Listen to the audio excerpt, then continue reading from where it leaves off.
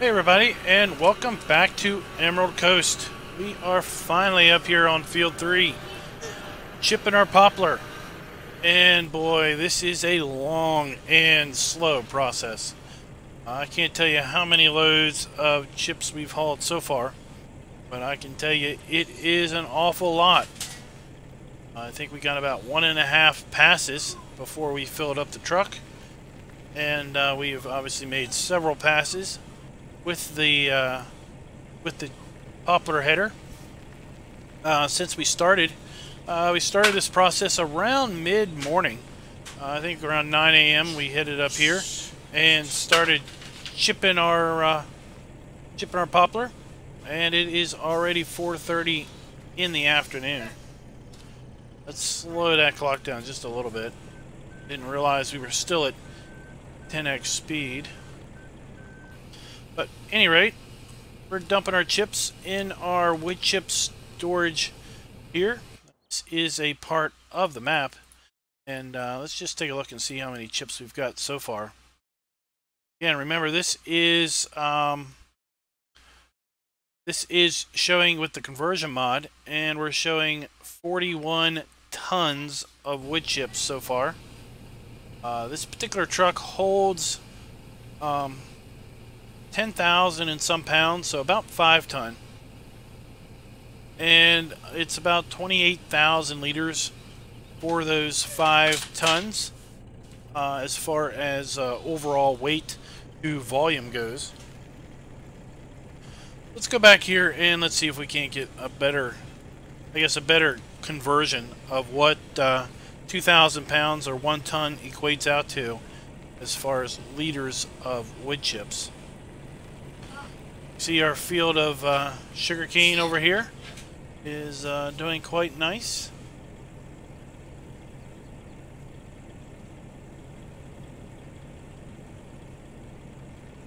Here's our poplar field. Like I said, we've been up here for the better part of a day, and this is as much as we've gotten chipped up.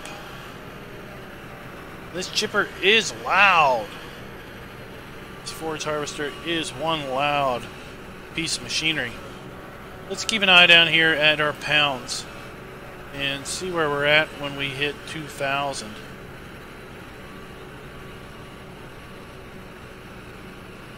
Which is an American ton.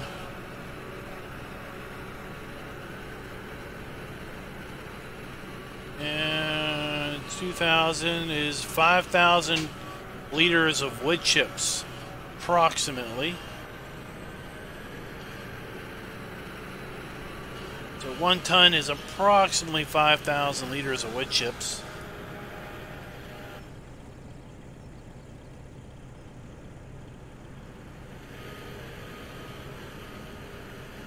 Pull on up here.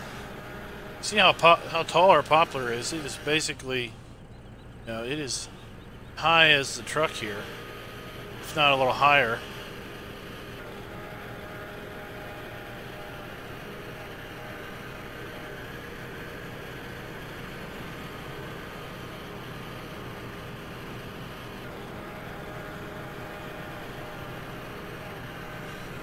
This particular harvester is a little particular about how close you are to it before it will unload. You gotta be really right beside the thing. And a little bit, at least beside it, if not ahead. If you get too far behind, it does not want to put chips into the truck. Of course, I don't know if that's the truck or if that is the processor, harvester or not, that is doing that.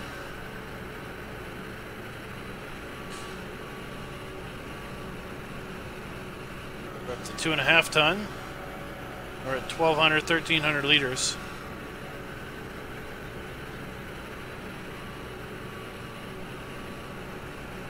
Let's see here, where are we at? We are at 2 ton and 15,000 liters, almost 16. So that's a pretty good basis. About 5,000 liters per ton of wood chips.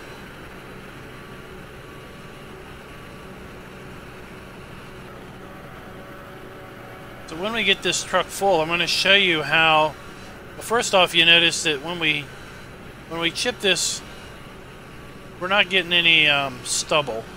That's just the way the map's been built as far as showing a harvested color. You can see down on our PDA, we've got the harvested color there to represent the part of the field that we've harvested.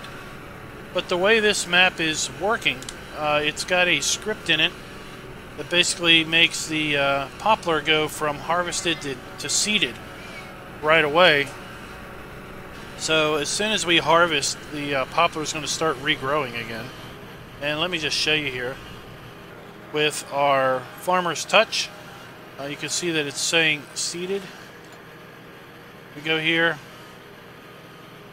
We can see that basically we're showing poplar with 0% growth, 0% fertilization.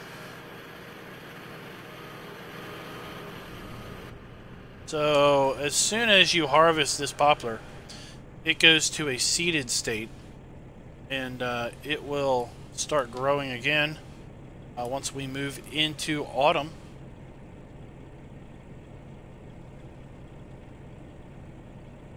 So with the yield that we're getting out of these wood chips, I am really wondering if our storage building here is going to be able to hold it all.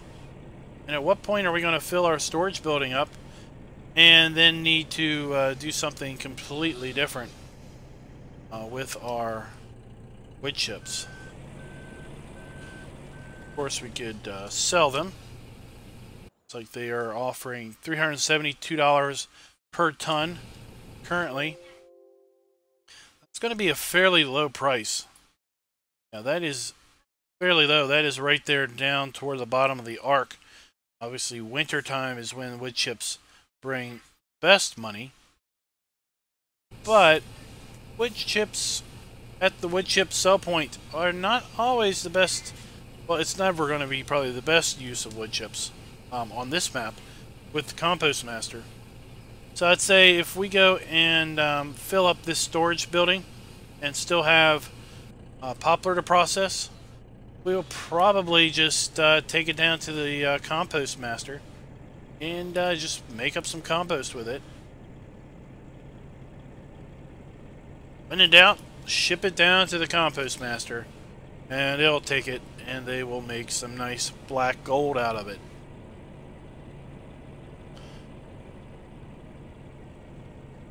So all we're going to do today is run our wood chipper, run our forage harvester with the New Holland poplar head on it, and just run our truck back and forth.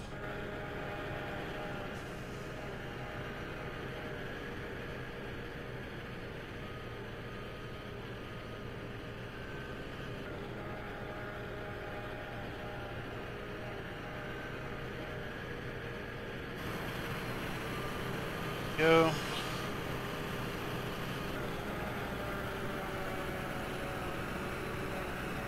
Off we go, 4 miles an hour. This is not the fastest process, that is for sure.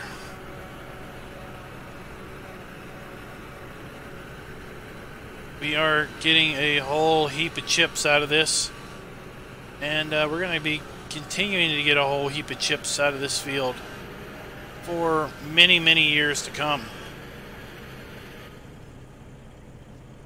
It was showing that this was not fertilized, so that is something that I was a little curious on, is if this poplars took fertilizer. And does indeed look as if maybe 3 stages of fertilization is gone. So we'll have to come up here and put down some fertilizer and get this back up so we can maximize our wood chip yield going forward. If you notice there, See, our 3 stages of fertilization are dropping as we are harvesting. Just about done halfway, I guess. Probably another pass or two and we'll be halfway done. Field here.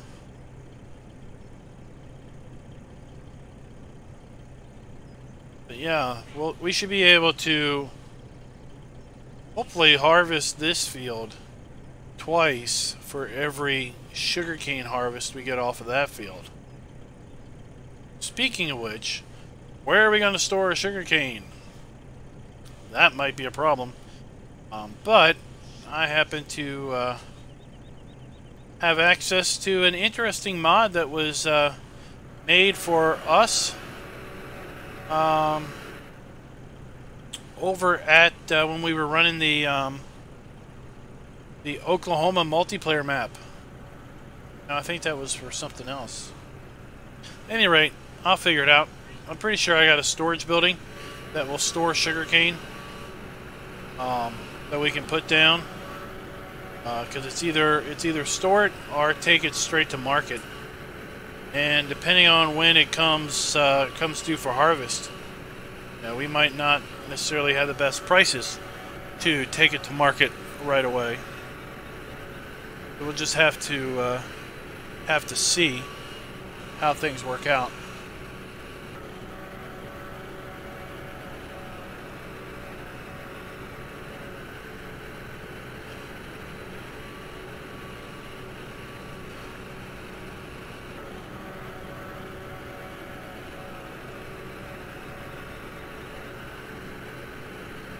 The way I've set this up is I've just simply hired a helper here to run the forage harvester, and obviously I am driving the international grain truck here manually. Debated a little bit about trying to set up course play to do all the fun loading and unloading over here at the silo and everything, but I elected not to, mostly due to how temperamental that particular forage harvester is and this particular truck. You know, if we remember when we were doing the grass lifting video, we had to switch out to a completely different trailer because the Miller box that I wanted to use just did not seem to want to get filled properly with this forage harvester, and the other trailer that we used seemed to work a bit better for that process. So instead, we went ahead and used the Miller box, or got rid of the Miller box and used the other trailer for the lifting of grass. And the other idea I had was maybe to use Follow Me with this truck, and I would run the forage harvester, and then when it filled up I would just shift over and bring this truck back. Other combination would have been to drive the forage harvester myself and set up course play to drive the truck. But again, it kind of goes back to the potential issues I'd run into with respect to you know, forage harvester filling the truck properly and everything. And I just felt this was probably the easiest thing to do, that was least prone to problems. You know. So, too close? No, we're too far away.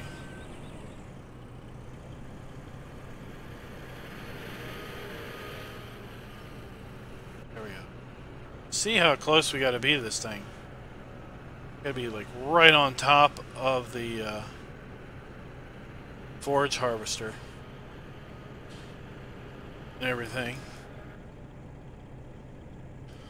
We got Daryl helping out, running the forage harvester.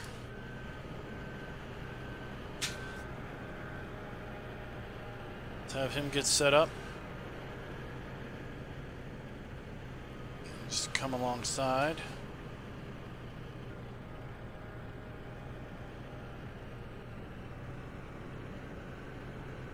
Go. Scoot over here a little bit. I might be pushing into him a little bit.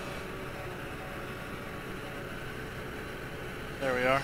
So, guys, that's pretty much going to be it. Which is what we're going to do.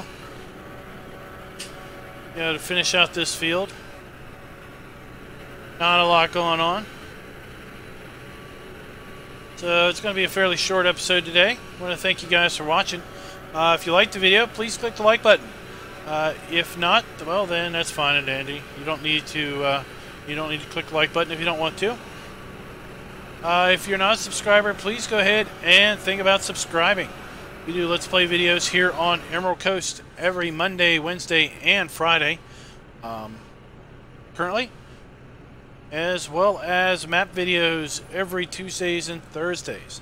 Now, I will say that I've lost a little bit of the map video motivation with the pending release of 19 and everything.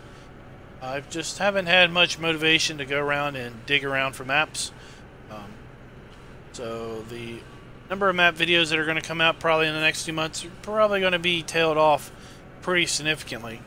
But you know, when you think about it, there are a plethora of maps out there already. They're all awesome maps. I only have experience with 17, but from what I understand, you know, we have been quite blessed with wonderful, wonderful maps. Almost an endless supply of maps in 17 as compared to previous versions. Not saying that there weren't good maps for other versions of 15 or 13 or 11 and so forth, but just telling you that it seems to me that the number of maps that we've had with 17 have been pretty significantly higher than with 19 or with 15. And what does that tell us maybe for 19 to come? You know, are we going to have another, you know, are we going to have even more maps for 19 that just builds upon this and just builds upon this? So until next time, guys, happy farming.